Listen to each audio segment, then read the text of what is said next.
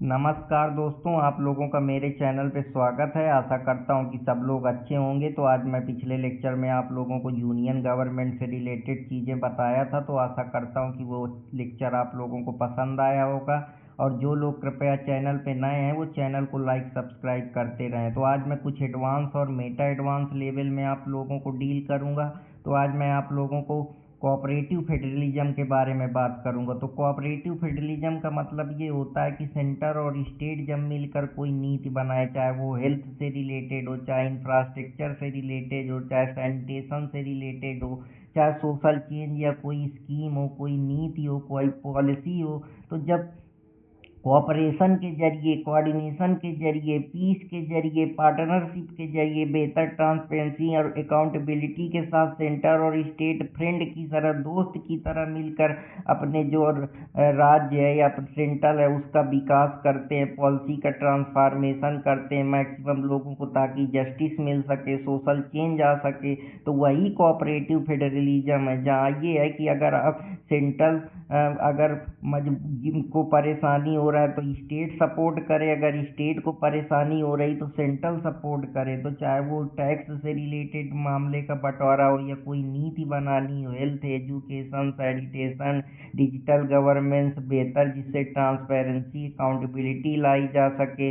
जो समस्याएं हैं, बेरोजगार, भुखमरी, इंफ्रास्ट्रक्चर की प्रॉब्लम, इशू, डिजास्टर्स जैसी समस्याएं हैं, या देश में जो और परेशानियां हैं, अनएम्प्लॉयमेंट है, इन्फ्लेशन है, उससे कैसे लड़ा जाए, कैसे कोऑपरेशन कोऑर्डिनेशन के साथ। या जैसे जो एपिडेमिक समस्याएं कोरोना के समय में आई, ऑक्सीजन से रिलेटेड इशू आए, या टेरिटोरियल लॉ बेसिस पे जो हम चीज़ें बनाते हैं, या जो कॉन्फ्लिक्ट क्रिएट होता है कि ये टेरिटरी पे सिर्फ सेंट्रल के पास लॉ मेकिंग पावर का अधिकार है, उसके पास, तो ये इंक्रोचिंग ना हो के एक बैलेंस बना के साथ, एक ट्रांसपेरेंसी के साथ, एक प्रॉपर अकाउंटेबिलिटी के साथ आगे बढ़ना, साथ ही साथ कोऑपरेशन कोऑर्डिनेशन बना के जब चीज़ों का विकास करना, और उससे मैक्सिमम जस्टिस, मैक्सिमम जो लोगों को सोशल चेंज, सोशल ट्रांसफॉर्मेशन और सोशल वेलफेयर हो पाए, तभी हम उसको कहते हैं कि ये कोऑपरेटिव फेडरलिज्म के अंतर्गत की फिलॉसफी आती है, जो कि एक एडवांस कॉन्सेप्ट है पॉलिटिकल साइंस में। तो अब मैं कॉम्पिटिटिव फेडरलिज्म की तरफ चलता हूँ। तो कॉम्पिटिटिव फेडरलिज्म का मतलब ये होता है कि राज्य आपस में हेल्दी कंपटीशन करें।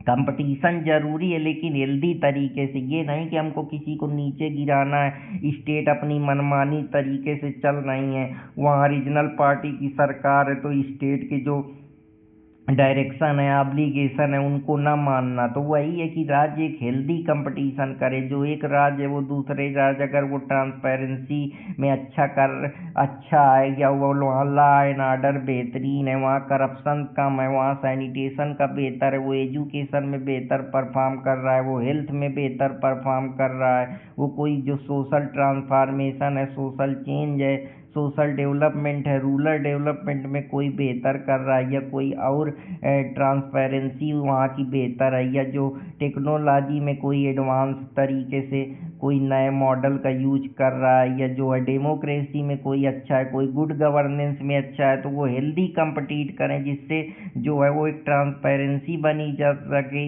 एक इफिशियंसी मेंटेन हो सके, और दोनों हेल्दी तरीके से compete करके ग्रो करें, जिससे देश का विकास हो, देश में एक लीडर जो है वो बन सके, ग्लोबल हब बन सके अपने अपने सेक्टर में, जिससे ज़्यादा से ज़्यादा ट्रांसपेरेंसी मेंटेन हो सके, अकाउंटेबिलिटी मेंटेन हो सके, प्रॉस्पेरिटी आ सके, सेल्फ सफिशिएंसी को मेंटेन किया जा सके। तो यही ईज ऑफ डूइंग है, जहाँ सबको प्रॉपर अपॉर्चुनिटी मिल सके, प्रॉपर उनको एक्सप्रेस करने के लिए जो उनकी वॉइस है उसको एक आवाज़ मिल सके, और एक प्रॉपर तरीके से हम कह सकते हैं जो हम लोग ह्यूमन डेवलपमेंट इंडेक्स है उसको और बेहतर अपनी रैंकिंग को इम्प्रूव कर सकें, और ईज ऑफ डूइंग में जो अपना एक लेवल है, या एक हम ग्लोबल हेल्थ, या जो एक प्रॉपर पार्टनरशिप के जरिए कम्पिटिटिव फेडरलिज्म, जिससे जो देश राज्य हैं उनका प्रॉपर विकास हो सके, डेवलपमेंट हो सके और ट्रांसफॉर्मेशन लाया जा सके। तो आशा करता हूँ कि आप लोगों को ये पसंद आएगा। जैसे केसी वेयर ने कहा था कि इंडिया भले क्वासी फेडरल लेकिन जो इमरजेंसी के समय स्ट्रांग सेंट्रल टेंडेंसी है, मतलब जो सेंट्रल है वो स्ट्रांग है, चाहे वो इमरजेंसी के समय हो या इमरजेंसी के समय कोई डायरेक्शन देना हो रेलवे से, या कोई कोऑर्डिनेट करना हो, या पब्लिक हाईवे जैसी समस्याएं हो, या और कोई चीज़ें हो, या जो फाइनेंशियल इमरजेंसी के समय टैक्स का रिडक्शन करना, सैलरी का रिडक्शन करना, लॉ मेकिंग पावर अपने हाथ में लेना, तो ये सब चीज़ें हैं जो फेडरलिज्म के अंदर ही आती हैं। तो हम यूनियन गवर्नमेंट को समझ सकते हैं कि देश एक हम शरीर मान सकते हैं, जो पूरी तरीके से वो शरीर जो उसको दिमाग चलाता है वो यूनियन गवर्नमेंट है, और दिल पार्लियामेंट है, और जो इस पार्लियामेंट को किस प्रकार से इसकी आत्मा जो है वो एक कॉन्स्टिट्यूशन है, कि जो कॉन्स्टिट्यूशन है वो आवाज़ है जनता की, कि जितने भी रूल्स हैं, जितने भी फंडामेंटल राइट्स हैं, चाहे वो हेल्थ है, चाहे एजुकेशन है, चाहे पीस है, चाहे गरीबी से बाहर निकलना है, चाहे इन्फ्लेशन है, चाहे अनएम्प्लॉयमेंट है, चाहे इक्वल अपॉर्चुनिटी स्टेटस की बात है, राइट टू लाइफ है, लिबर्टी की बात है, जैसा आर्टिकल 21, तो ये हमको सब कॉन्स्टिट्यूशन से मिलता है। चाहे वो जस्टिस की बात हो, चाहे वेलफेयर अप्रोच की बात हो। आशा करता हूँ कि आप लोगों को ये भी पसंद आया होगा। तो संविधान में बहुत प्रकार की चुनौती हैं, विविधताएं, अलग अलग प्रकार के धर्म हैं, अलग अलग प्रकार के ट्रेडिशन है, कस्टम है, रिचुअल हैं, खान पान है, सोचने का अपनी आइडियोलॉजिकल थिंकिंग है, लोगों की अलग अलग अलग अलग प्रकार के उनके आउटलुक है ज़िंदगी को देखना। कुछ कंजर्वेटिव सोच के साथ बढ़ते हैं, कुछ मॉडर्न आउटलुक के साथ बढ़ते हैं, उनकी अलग अलग संस्कृति हैं, अलग अलग धर्म है, अलग अलग खाना पाना, वेशभूषा, पहनावा, और उनकी जो प्रॉपर नॉर्म्स हैं, ये सब चीज़ें अलग हैं। हालांकि इसके बावजूद भी एकता बनी हुई है, साइकोलॉजिकली हम लोग का कंसाइंस हैं, जिससे जो हमारी राष्ट्र की भावना है या पेट्रियोटिज्म की भावना है, ये देश के प्रति जो एक हम कह सकते हैं एकता है, यूनिटी बनी हुई है, जैसा हमारा प्रियम्बल भी कहता है। तो ये सब चीज़ें हैं जो देश में समस्याएं भी हैं, जो कहीं ना कहीं कम्युनल वायलेंस को, टेररिज्म को, आइडियोलॉजिकल कॉन्फ्लिक्ट को जन्म देती हैं, जो कहीं ना कहीं नक्सलिज्म, इंसर्जेंसी जैसी समस्याएं, या कम्युनल वायलेंस जैसी समस्याएं, या देश में दंगा हो गया, अफरे फैलाना, या और प्रकार की जो कम्युनल टेंशन्स हैं उनको जन्म देना। तो ये सब चीज़ें जो हैं कहीं ना कहीं रीजनलिज्म या क्षेत्रवाद की जो आप बात करते हैं, या जातिवाद, विचारवाद, ये जो सब हावी पड़े हैं, या जो आप लव जिहाद जैसी समस्याएं देखते हैं, ये कहीं ना कहीं हमारे यूनियन गवर्नमेंट को कमज़ोर करती। तो इसमें एक proper transparency, accountability, proper education, proper moral, और एक प्रकार से जो हम कह सकते हैं उनके जो आउटलुक है, जो उनकी आइडियोलॉजी थिंकिंग है, उसमें परिवर्तन करना, ज़्यादा से ज़्यादा उनको प्रॉपर एजुकेशन देना, वर्च्यू और फिलॉसफिकल आउटलुक से जोड़ना, तभी हम इन चीज़ों से बाहर निकल सकते हैं। तो आशा करता हूँ कि आप लोगों को पसंद आया होगा। जो उसी में से जो हमारा प्रेसिडेंट है वो कॉन्स्टिट्यूशनल हेड है, जो नॉमिनल हेड भले है, लेकिन जो नॉमिनल हेड के साथ है वो बहुत उसका एक बहुत ज़्यादा हम कह सकते हैं पूरे कॉन्स्टिट्यूशन का किंग है।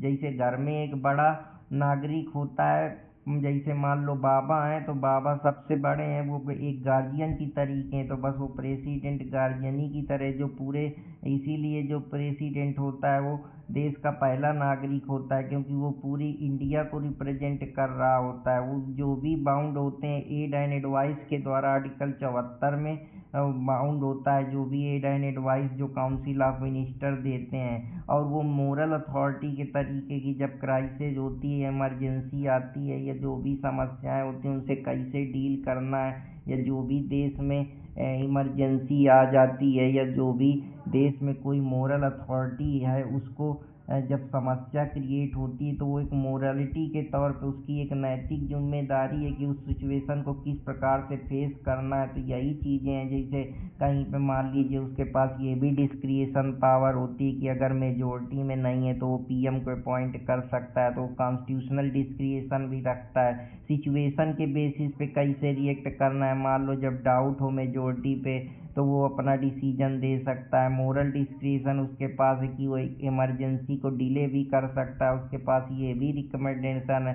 तो प्रेसिडेंट वो बुजुर्ग है जो बोलता कम है पर घर बिगड़ने पर उसके पास ये पावर है कि वो किसी को भी टोक सकता है और सही डायरेक्शन पे ला सकता है। अब प्राइम मिनिस्टर की बात करें तो ये पूरे पॉलिटिकल का पावर हाउस है, यही ऊर्जा देता है जिससे देश गवर्न करता है। तो प्राइम मिनिस्टर वो इंजन है जो गवर्नमेंट के हर हिस्से को जोड़ता है। अगर हम प्राइम मिनिस्टर के तीन संगम की बात करें तो ये जो एग्जीक्यूटिव हेड होता है, एग्जीक्यूटिव हेड का मतलब जितने भी कैबिनेट मिनिस्टर होते हैं वो इनका लीडर होता है। और जो लेजिस्लेटिव लीडर में ये पार्लियामेंट का फेस होता है कि उसी के आधार पे जो काउंसिल ऑफ मिनिस्टर होते हैं, कौन मंत्री को कौन सा पद देना है, कौन सा मिनिस्टर को किस मिनिस्ट्री का इंचार्ज देना है, health, education, sanitation, power, railway, ये सब चीज़ें हैं। तो ये पार्लियामेंट में जो होता है पूरी लोकसभा के लिए आंसरेबल होता है। जो भी पॉलिसी बनानी, जो भी प्लानिंग करनी है, नीति आयोग का ये चेयरमैन होता है। तो आप इस प्रकार से कहाँ पे कौन सा लॉ बनाना है,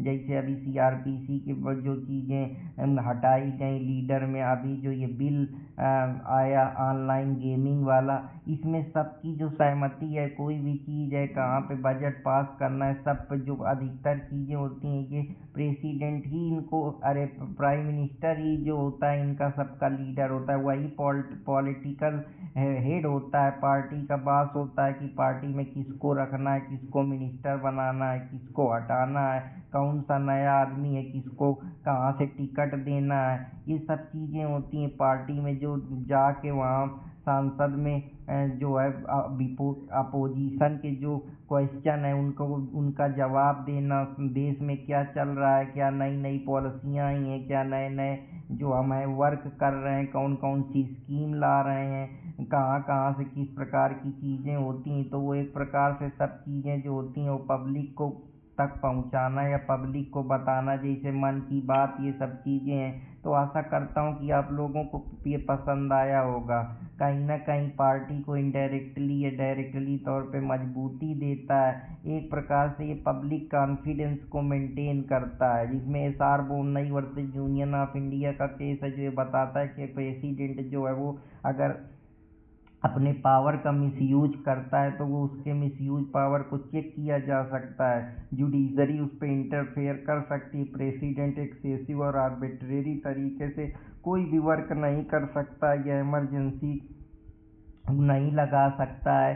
तो उसके लिए वो अपने जो उसका दायरा है उसी में रह के काम करेगा। ऐसा नहीं है कि पावर का एक्सेसिव या ज़बरदस्त तरीके से मिसयूज करे। ऐसे नमन राबिया के केस में गवर्नर जो होता है वो काउंसिल ऑफ मिनिस्टर की एड एंड एडवाइस पे ही डिसीजन लेता है। इसे नहीं कि वो सिर्फ अकेली बॉडी है या का हेड है तो वो अपने हिसाब से जो मन करे वो वैसे ही चलाने लगे। तो यही चीज़ है कि पीएम ऐसा खेत का मुंशी है जो सबकी सुनता है पर खुद तय करता है कि कौन सा बीज कब बोना है। तो आशा करता हूँ कि आप लोगों को ये भी पसंद आया होगा। अब कलेक्टिव माइंड गवर्नमेंट का क्या है? कलेक्टिव मतलब जो भी डिसीजन है प्राइम मिनिस्टर अकेले नहीं लेगा, वो जो उसके मिनिस्टर हैं या कैबिनेट मिनिस्टर हैं उनकी सहायता से लेकर, जैसे कि एक व्हील से जो है वो पूरी कार नहीं चलाई जा सकती है। तो प्राइम मिनिस्टर अकेले कुछ भी नहीं कर सकता, वो मेजोरिटी में है इसीलिए, क्योंकि जो और लीडर हैं वो उसको सपोर्ट करें, जो और मंत्री हैं उसी के उससे मिलकर वो उसको मेजोरिटी में लाएं। तो जो भी डिसीजन होंगे, चाहे वो देश के हित में जो भी डिसीजन लेगा, चाहे वो कोई पॉलिसी हो, चाहे नीति आयोग से रिलेटेड कोई डिसीजन हो, चाहे सेंटर स्टेट के बीच में कोई उसको एडवाइस लेनी हो, या कौन सी मिनिस्ट्री में किस प्रकार से काम करना है, कितना बजट बनाना है, कैसे कैसे समाज में जो समस्याएं हैं चेंज लाना है, सोशल आउटलुक को बदलना है, ये सारी चीज़ें जो हैं वो हम कह सकते हैं कि उस सब लोगों के कलेक्टिव कंसाइंस पे या कलेक्टिव माइंड के साथ ही ली जाएंगी। इसी को हम कलेक्टिव रिस्पॉन्सिबिलिटी कहते हैं कि हम सब की रिस्पॉन्सिबिलिटी, अगर कहीं पे गलत हुआ है या कोई मिनिस्टर है जो किसी भी ऑफिस ऑफ प्रॉफिट पे इन्वॉल्व है या कोई ऐसा अनलीगल या अनइथिकल काम करता है तो जो है वो अगर कोई भी मंत्री है उसको कोई समस्या होती है तो जो समस्या है वो सबको फेस करनी पड़ेंगे। अगर गिरेंगे भी तो साथ गिरेंगे, उठेंगे भी तो साथ गिरेंगे। यही कलेक्टिव रिस्पॉन्सिबिलिटी है। अगर इसमें से कोई भी समस्या हो जाती है तो नो कॉन्फिडेंस मोशन, मतलब जो सरकार है अगर एक हाला तो पूरा जो नींव है वही भर भरा के गिर पड़ेगी। तो ये आर्टिकल 75(3) कहता है इसमें इंडिविजुअल रिस्पॉन्सिबिलिटी की कि हर मंत्री अपने अपने विभाग की जिम्मेदारी, कितना पैसा आया, इसका एलोकेशन जो इतना हुआ कहाँ गया, कितना डेवलपमेंट हुआ, उसकी सारी जवाबदेही जो सब चीज़ें होती हैं वो उसकी इंडिविजुअल रिस्पॉन्सिबिलिटी होती है। तो कैबिनेट सिस्टम हम एक प्रकार से कह सकते हैं कि एक वो सिस्टम है जहाँ जो प्रधानमंत्री के कुछ मेन जो हम कह सकते हैं सबॉर्डिनेट या उसके खास आदमी हैं, जो 10-12 लोगों को मेन मंत्री हैं, उन्हीं में से जो गुप्त मीटिंग होती है, गुप्त जानकारी होती, वही कैबिनेट है। कैबिनेट जो है वो सबसे बड़ा एक और सुरक्षित किला है जहाँ प्राइम मिनिस्टर अपने इम्पोर्टेंट डिसीजन लेता है। और ये जो कैबिनेट सिस्टम ये ब्रिटेन से आया, वेस्ट मिनिस्टर मॉडल, इसी लोकशाही के हिसाब से मॉडिफाई किया गया। तो आशा करता हूँ कि आप लोगों को पसंद आया होगा। अब पार्लियामेंट को समझ सकते हैं। तो पार्लियामेंट का स्ट्रक्चर जो है वो लोकसभा होता है जिसको हम पीपल हाउस बोलते हैं, राज्यसभा होता है जिसको हम स्टेट हाउस बोलते हैं, और प्रेसिडेंट जो है वो पार्लियामेंट का ही पार्ट है जो आर्टिकल 79 कहता है। तो लोकसभा जो है जहाँ पे जनता की सारी बातचीत, जनता के हित में, जनता के लिए policy, law, rules, regulation, act और स्कीम कोई भी है वो बनाई जाती है। लेकिन राज्यसभा में जो बुद्धिमान लोग होते हैं उसकी बुद्धि होती है। तो आशा करता हूँ जो लोग एक्सपर्ट होते हैं अपने अपने फील्ड में, जिनको कई सालों का अनुभव होता है, तो फंक्शन क्या करती है, कानून बनाती है देश के, जो भी चाहे सोशल डेवलपमेंट के लिए हो, चाहे इकोनॉमिकल डेवलपमेंट के लिए हो, चाहे ट्रांसफॉर्मेशन के लिए हो, चाहे स्पेशल कोई कानून क्राइम से रिलेटेड हो, या कोई स्पेशल चीज़ के लिए कोई कानून हो, एग्जामिनेशन के लिए कानून हो, हेल्थ के लिए कानून हो, फूड के लिए कानून हो, ये सब चीज़ें हैं। मनी बिल को पास करना या नहीं करना ये भी पार्लियामेंट में स्पीकर के पास है। नो कॉन्फिडेंस मोशन कब लाना है कि पार्टी पावर में नहीं है, मेजोरिटी में आ गई है, मंत्री है जो एक संगठन से दूसरे संगठन में चले गए, एक पार्टी से दूसरे पार्टी में, ये कंट्रोल करने की भी क्षमता पार्लियामेंट के पास है। डिबेट और डिस्कशन जैसे क्वेश्चन हार्स होते हैं और वोट ऑन अकाउंट जैसी जो उनकी टर्मिनोलॉजी होती हैं, लेमडक सेशन होता है, तो ये सब जहाँ पे डिबेट होती हैं, अपोजिशन सवाल जवाब करता है या देश में क्या चल रहा है उस पे डिबेट होती है, हर मंत्री अपनी अपनी समस्याएं लेता है, उनको जो है स्पीकर के सामने बताता है, तो डिलिबरेट डिस्कशन करके फिर उस पर कानून बनाया जाता है, उन समस्याओं का निवारण किया जाता है। तो ये कॉन्स्टिट्यूशनल अमेंडमेंट, अगर देश में कहीं कोई भी अमेंडमेंट की ज़रूरत है तो कहाँ पे कितनी मेजोरिटी रहेगी, सिंपल मेजोरिटी से होगा या उसमें स्टेट का भी सहमति चाहिए, हाफ रेटिफिकेशन चाहिए। ये अमेंडमेंट जो कॉन्स्टिट्यूशनल अमेंडमेंट से है या ऑर्डिनरी अमेंडमेंट है, या कौन सी टेरिटरी में परिवर्तन करना है, कौन सी बाउंड्री को अल्टर करना है, रेप्लिकेट करना है, ये सब जो है आर्टिकल 368 में ही दिए हैं। तो आशा करता हूँ कि पार्लियामेंट सोरेनिटी नहीं कि पार्लियामेंट जो करेगी वही सोरेन है, जो पार्लियामेंट है वो भी कॉन्स्टिट्यूशन से चलती, क्योंकि कॉन्स्टिट्यूशन जो है वो एक प्रकार से सारे आर्गन्स को गवर्न करता है। जो इतने भी आर्गन्स हैं, चाहे वो लेजिस्लेटिव हो चाहे एग्जीक्यूटिव हो, वो कॉन्स्टिट्यूशन के आधार पे ही चलते हैं, इसीलिए कॉन्स्टिट्यूशन सुप्रीम है। जैसे केशव नंदा भारती के केस में 1973 में कहा गया था कि पार्लियामेंट चाहे जितना जोर लगा ले, अगर वो फंडामेंटल राइट को तो भले अमेंड कर सकती, लेकिन बेसिक स्ट्रक्चर डॉक्ट्राइन को नहीं हिला सकती। कि बेसिक स्ट्रक्चर डॉक्ट्राइन वो डॉक्ट्राइन है जिससे जो देश है, अगर basic cheese rule of law पे इंटीग्रेटेड आप जुडिशरी पे और सेकुलरिज्म पे, फेडरलिज्म पे आप कुछ भी चेंज करेंगे तो उससे पूरी जो संरचना है वही हिल जाएगी, लॉ एंड ऑर्डर डिस्टर्ब हो जाएगा, केओस आ जाएगा, मूवमेंट छिड़ जाएंगे, टोटलिटेरियन आ जाएगा, स्टेटनेस जो है वो पूरी तरीके से ख़त्म हो जाएगा, जो आर्बिट्रेरीनेस तरीके से लोगों के जो रूप जो उनको फंडामेंटल राइट्स मिले, उनकी डिग्निटी, लिबर्टी, उसमें आँच आना शुरू हो जाएगी।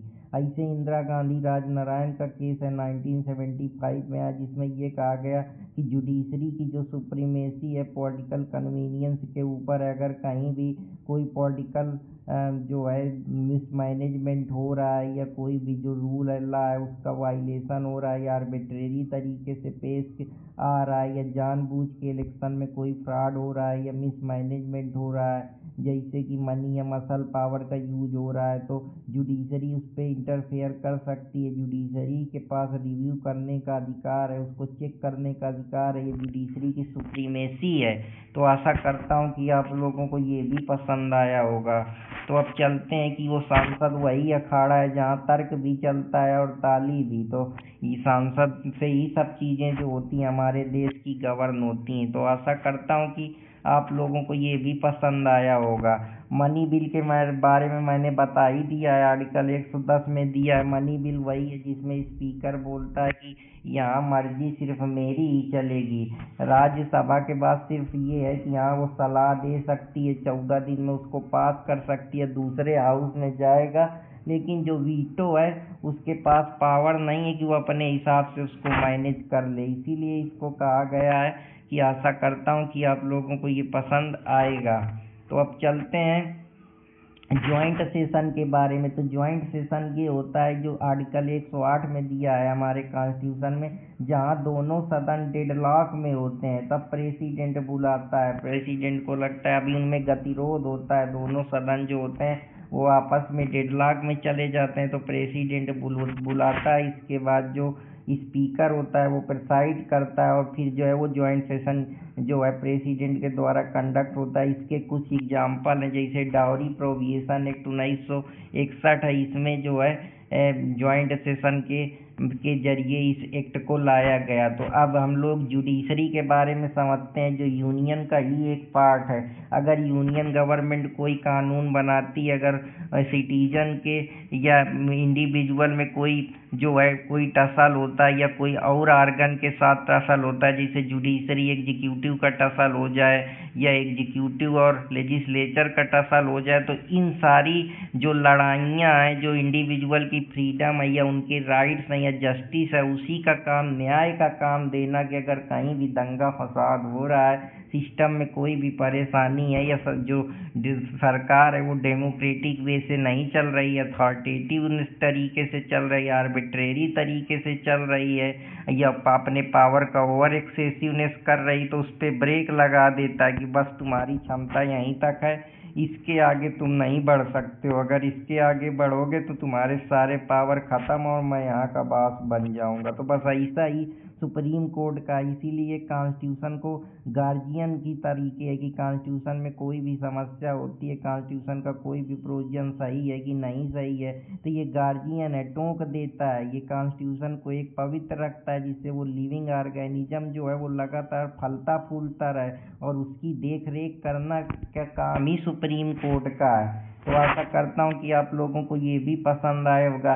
इसमें एक इंडिपेंडेंस दिखती है जो जिससे जो एग्जीक्यूटिव और लेजिस्लेचर के बीच में टसल होता है, उनकी जो समस्याएं हैं या जो प्रॉब्लम है, जो उनको डिस्प्यूट वो फेस करती हैं, उनके बीच में निपटारा का काम करती है। इसीलिए इंडिपेंडेंट है, जिससे हर आर्गन को एक आज़ादी मिले, ऑटोनॉमी मिले और वो बेहतर काम कर सकें और एक ट्रांसपेरेंसी और अकाउंटेबिलिटी मेंटेन हो सके। लेकिन अगर कहीं एक्सेसिवनेस पावर का यूज करती हैं या कोई समस्या देश में क्रिएट होती है या कोई भी दिक्कत होती है जहाँ पे लगता है कि यहाँ न्याय की ज़रूरत है, तो बस वहीं सुप्रीम कोर्ट कूद जाती है।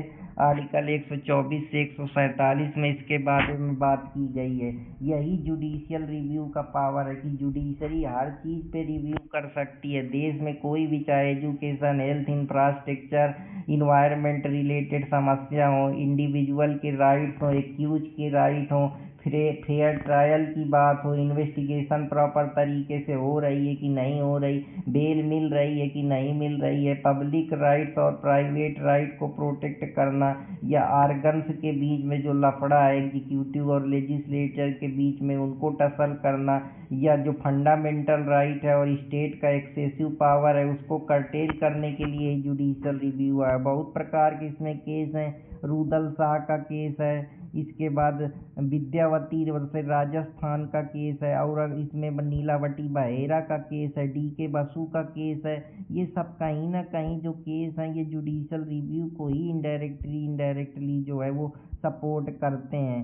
आशा करता हूँ कि आप SR बोमनई का केस है, ये सब केस आप AK Rai versus union of India का केस है जो ऑर्डिनेंस से रिलेटेड है, तो आप इस तरीके से समझ सकते हैं। तो ये एक बेसिक स्ट्रक्चर डॉक्ट्राइन की तरीके जो SC को ये गिफ्ट मिला है कि वो डेमोक्रेसी को प्रोटेक्ट करे, कोई यहाँ बास ना बने। जैसे मिनर्वा मिल में जब फंडामेंटल राइट और DPSP में टसल हुआ तो सुप्रीम कोर्ट ने कहा कि ये लड़ने के लिए नहीं आए हैं, ये बैलेंस बनाने के लिए आए, जिससे सोशल डेवलपमेंट और प्रॉपर जस्टिस मिल सके, समाज में एक सोशल चेंज आ सके। तो आशा करता हूँ कि आप लोगों को ये भी समझ में आया होगा।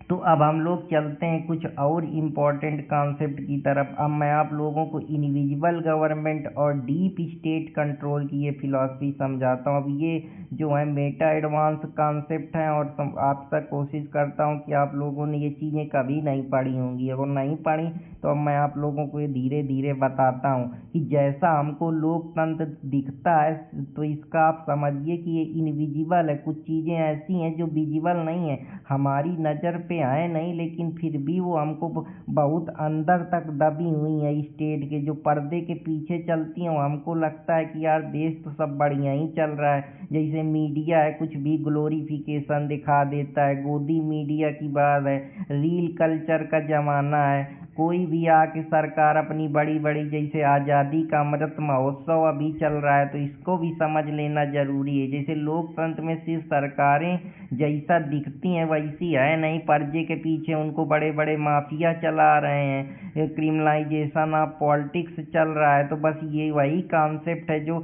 अमेरिका की पॉलिटिकल थ्योरी डीप स्टेट से निकल के आया है, जिसमें जो परमानेंट ब्यूरोक्रेट्स हैं या बड़े बड़े फाइनेंस या कारपोरेट मीडिया नेटवर्क से जुड़ा हुआ है, जो कहीं ना कहीं पावर को इन्फ्लुएंस कर रहे हैं। जैसे देखते हैं बड़े बड़े टीचर्स हैं जाके प्रचार कर रहे हैं, पार्टी का सपोर्ट कर रहे हैं। इस प्रकार से बड़े बड़े मीडिया माफिया आके डायरेक्टली इनडायरेक्टली उनको बता रहे हैं। PMO की जैसे ब्यूरोक्रेसी में बड़े बड़े IAS PCS के जो अधिकारी हैं, कैबिनेट सेक्रेटरी लेवल के अधिकारी हैं, वो देश की राजनीति में सक्रिय हैं, लेकिन वो दिखते नहीं हैं, लेकिन वो पीछे से सब वही मैनेज कर रहे हैं। जो पूरा PMO का ऑफिस है, प्राइम मिनिस्टर का ऑफिस है, उसमें जो डिजिटली चीज़ें हो रही हैं, या डिजिटल इंडिया मिशन है, उसके जरिए सरकार की अच्छी अच्छी चीज़ों को दिखाना, एडवर्टाइजमेंट करना, ये सब चीज़ें हैं। या इंटेलिजेंस एजेंसी है जो सरकार के बारे में अच्छी अच्छी बातें बताती हैं कि सब बढ़िया चल रहा है। तो ये जो कॉन्स्टिट्यूशन के अंदर पर्दे में जो चीज़ें हो रही हैं, जो छुपी हैं, जो आपको दिख नहीं रही हैं, जैसे इमोशनली आपके साथ खेला जाता है कि मेरे देश के नागरिकों, मेरे प्यारे भाइयों बहनों, तो ये सब चीज़ें आपको समझने की ज़रूरत है। ये जो इमोशन के साथ बताया जाता है कि हम सब एक ही हैं, जो ऑपरेशन सिंदूर जैसे चीज़ें हैं, जिसको उसमें जाके जो आर्मी है, आर्मी में जाके अपनी फ़ोटो चमकाना, फिर इसके बाद उस फोटो को हर जगह वायरल करना कि हम ही करता धरता है, बाकी जितने इंडियन आर्मी के जवान हैं वो तो पीछे हो गए, तुम अपनी फ़ोटो चमका के, जो चेहरा चमकाने वाली कहानी है। ये जैसे बड़ी बड़ी जो कारपोरेट कंपनियां हैं, मार्केटिंग ब्रांडिंग करती हैं, अपना चेहरा बताती हैं, अपने प्रोडक्ट को सर्वश्रेष्ठ बताती हैं, जैसे अभी ChatGPT है और भी नई नई प्रकार की। तो इसी प्रकार से जो डिजिटली युग में अपनी पॉलिसियों का या अपना महिमा मंडन करना, बखान करना, यही कॉन्सेप्ट जो है ये डीप स्टेट थ्योरी पे बेस्ड है। ये इनविजिबल चीज़ें हैं, दिखती नहीं, लेकिन पीछे से जो लॉबिंग बनाई जाती है, कारपोरेट से जो फंडिंग मिलती है, जो अलग जैसे मेधा इंजीनियरिंग इतना सरकार को फंडिंग दी तो डायरेक्टली इनडायरेक्टली इनको काम मिलता है। अभी असम में जो अदानी को इतने करोड़ की प्रॉपर्टी दे दी गई सीमेंट बनाने के लिए, और सारे बिजनेसमैन सब ऐसे ही हैं। अभी जियो का ये जो मेगा फूड पार्क खोलते हैं, ये सब अंदर की चीज़ें हैं, जहाँ ये सब पॉलिटिकल जो हमारे देश के हैं सब बड़े बड़े नेता मंत्री इन्वॉल्व होते हैं, इनकी पर्सनल मीटिंग होती हैं। तो ये सब चीज़ें हैं जिनके बारे में मैं बताने का प्रयास कर रहा हूँ। ऐसे ही पैरेलल गवर्नमेंट का कॉन्सेप्ट है, जहाँ पॉलिटिकल पार्टियां हैं वो सिर्फ शैडो गवर्नमेंट की तरह काम करती हैं, कि गवर्नमेंट बदलती है, सिस्टम नहीं बदलता है, जन्मों से वही चलता है। जैसे कह देंगे कि 2026 में विकसित देश बना देंगे, जब 2026 आएगा तो 246 बताएंगे, फिर कहेंगे एक करोड़ रोजगार देंगे, जब वो समय आ जाएगा तो फिर कहेंगे अभी वैकेंसियां नहीं है, अगले साल आएंगे, फिर जहाँ लॉलीपॉप देने के लिए फिर बता दिया जाएगा कि हाँ अब ये समय आ गया, इस समय होगा, जब वो समय आएगा तो फिर वो सिचुएशन, और अंदर ही अंदर शैडो तरीके से करप्शन और ये जितनी सब चीज़ों में है, इन्हीं के आदमी लिप्त हैं, चाहे वो टेनी हो, चाहे जितने हो, कि लोगों को मार दो, ये करा दो, इन्हीं में से कोई दंगा फसाद करा देगा और तुमको लगेगा कि हाँ यही है। तो ये सिस्टम में कभी परिवर्तन नहीं होगा, जिसकी जड़ें बहुत गहरी हैं। एक पेड़ है जिसकी अनंत शाखाएं हैं, कि गवर्नमेंट बदलती रहेगी, जैसे वो कहते ना सरकारें आएंगी सरकारें जाएंगी। तो बस आप इसी तरीके से इस कॉन्सेप्ट को समझ सकते हैं कि पॉलिटिकल पार्टी जो है वो चाहे जितना इलेक्शन के समय जोर लगा ले, लेकिन जो सिस्टम है उसको नहीं हिला पाएंगी, जो समस्याएं हैं। क्योंकि यहाँ की पॉलिटिक्स में कास्टवाद, जातिवाद, कम्युनलवाद ये सब भरा पड़ा है, फिर क्षेत्रवाद, रीजनलिज्म। तो ये जो सब लोग हैं अपने ही लोगों को, या जो नेपोटिज्म जैसी चीजें हैं, तो इनको कैसे हटाओगे तुम? देश में डेमोक्रेसी की तो बात करते, डेमोक्रेसी कहाँ डेमोक्रेसी? एक तरफ तुम लोगों की बात करते हो और टिकट लेने के लिए 7-8 करोड़ रुपया किसके पास रखा है, तो वहीं money power, muscle power, booth capturing वाले जाएंगे। तो ये सब चीज़ें हैं जिनके बारे में मैं आप लोगों को बताने का प्रयास कर रहा हूँ। जैसे बीजेपी अपनी आइडियोलॉजी में दिखाएगी कि हम वेलफेयर, हम पूरे देश को वो करेंगे, हम आज़ादी का अमृत महोत्सव मनाएंगे, और अमृत महोत्सव में देखते हो कि हम जीपीएस से रोडों को ट्रैक करेंगे, सैटेलाइट लाएंगे। कोरोना में इनसे ऑक्सीजन तो हुआ नहीं। एक तरफ चुनाव जीत लेंगे, इसके बाद कहेंगे हम 1 करोड़ रोजगार देंगे, फिर एसएससी वाले लाठी डंडा खाएंगे। तो यही सब इनका नेशनलिज्म है। जो सेंट्रलाइजेशन की बात करते हैं, अभी आप लोगों ने पानी बरसा तो रोडों में कहाँ गड्ढा है, और बात करेंगे कि हम सैटेलाइट से ट्रैकिंग करते हैं और फेंकू मुँह को तो तुम जानते ही। वैसे कांग्रेस वाले हैं वो सोशलिज्म की, कि हम समाजवाद की विचारधारा पे चलते हैं, और कोलिजन इरा में तो कभी पॉलिसियाँ पूरी ही नहीं हुई, जो हुई हैं वो भी पैरालाइज हो गई हैं। तो बस इनकी यही थिंकिंग है। तो जैसा देखते हैं कि सब कुछ पॉलिटिकल पार्टियां बदल जाएंगी, सब कुछ बदल जाएगा, जो लेकिन सिस्टम या आइडियोलॉजी है उसको कैसे बदलोगे? इसी को कल्चर हेगमनी कहते हैं, कि जो चीज़ें होती कल्चर का नेतृत्व धीरे धीरे चढ़ता है। जब लोग आएंगे बहुत सारे, जैसे बीजेपी इतने साल लगे अपनी कल्चर हेगमनी बनाने में, तो एक दिन में नहीं जाता है। इसमें अन्ना एंद्रांत का जो ये कॉन्सेप्ट है बड़ा फेमस है, मैं आपको बहुत डिटेल में चीज़ें बता रहा हूँ, और आप आशा करता हूँ कि आप लोगों को ये समझ में आएंगी। ऐसे पॉलिटिकल ग्रेविटी थ्योरी है जो पावर को सेंट्रल की तरफ खींचती है, कि सेंट्रल में ही सब शक्ति है। जो स्टेट या डेमोक्रेटाइजेशन या डिसेंट्रलाइजेशन की बात करते हो, ये सब चूतिया बनाने का धंधा है। भारत में शक्ति ऊपर से नीचे गिरती है, नीचे से ऊपर नहीं जाती है। इसका मतलब कि ये सेंट्रल से चीज़ों का डिवीजन होता है। अगर सेंट्रल में ऐसे भ्रष्ट या करप्शनदार लोग बैठेंगे तो नीचे उनका पावर क्या होगा? नीचे वाले चाहे जितना वहाँ फंड है नहीं है, वहाँ सब पहले खाए हैं, कोई के करोड़ों अरबों की प्रॉपर्टी, किसी का पैसा स्विस बैंक में जमा है, तो ये फेडरलिज्म बस देखने का ही, जब समय आता है तो सब सेंटर अपने हाथ में ले लेती। तो ये थ्योरेटिकली जो तुमने स्टेट बना लिए हैं कि सेंटर और स्टेट बराबर होते हैं, पर प्रैक्टिकली में क्या ऐसा है? सेंटर के पास ज़्यादा फंड आता है, सेंटर ज़्यादा टैक्स करता है, इमरजेंसी में सेंटर अपनी तरफ ग्रेविटेशन की तरीके पुल करता है, सबसे बड़ी बड़ी चीज़ें अपना लेके बैठा है, फाइनेंस अपना लिए, लॉ ऑर्डर अपना लिए, इमरजेंसी सब उसके पास पावर है। तो कहेगा ये तुम बताते हो कि सेंटर और स्टेट के बीच में कोऑपरेशन फेडरलिज्म और फलाना फेडरलिज्म है, ये पावर पुल का गेम है। पावर पुल के गेम में सेंटर हमेशा आगे रहा है। तो ये कुछ चीज़ें हैं जिनको मैं आप लोगों को बताने का प्रयास कर रहा हूँ। जैसे सारबोमनई के केस में ऑर्डिनेंस में ये मिसयूज कर देते हैं, 356 केशव नंदा भारती में लिमिटेशन अमेंडमेंट में लगा दिए हैं। तो ये सब चीज़ें हैं। और गोलकनाथ के केस में भी आप लोगों ने देखा था। तो यही सब चीज़ें हैं। कोऑपरेटिव की बात करते हैं कि हम टीम वर्क लेकर काम करेंगे, लेकिन टीम वर्क में कहीं कुछ दिखता है? ऐसे कंपटीशन में राइवलरी करेंगे लेकिन परफॉर्मेंस इंक्रीज करेंगे। इसमें जीएसटी काउंसिल, नीति आयोग की बात है, इसमें स्टेट की रैंकिंग देंगे जिससे इनोवेशन होगा, सबमिट होगा, नए नए जो हैं विकास के आयाम खुलेंगे, इन्वेस्टमेंट होगा, एफडीआई आएगी, यहाँ यूनिटी बनेगी, लेकिन यहाँ कंपटीशन में इनोवेशन होगा। लेकिन ये सब बस चीज़ें कहने की हैं। क्या ऐसा कहीं कॉपरेशन कोऑर्डिनेशन देखता है? सेंटर तो सब अपनी तरफ खींच लेता है। सेंटर अगर फंड ही नहीं देगा, यही सब नहीं करेगा, तो कैसे आप परिवर्तन करेंगे? तो यही सब चीज़ें हैं जिनके बारे में मैं बात कर रहा हूँ। आशा करता हूँ आगे वाले लेक्चर में मैं आप लोगों को और एडवांस कॉन्सेप्ट बताऊंगा इस पूरी जर्नी में, और आशा करता हूँ कि आप लोगों को पसंद आएगा। और अगर पसंद आए तो अपने दोस्त अर्पित कुमार इलाहाबादिया के चैनल से जुड़े रहो। चैनल को लाइक सब्सक्राइब करना ना भूलें।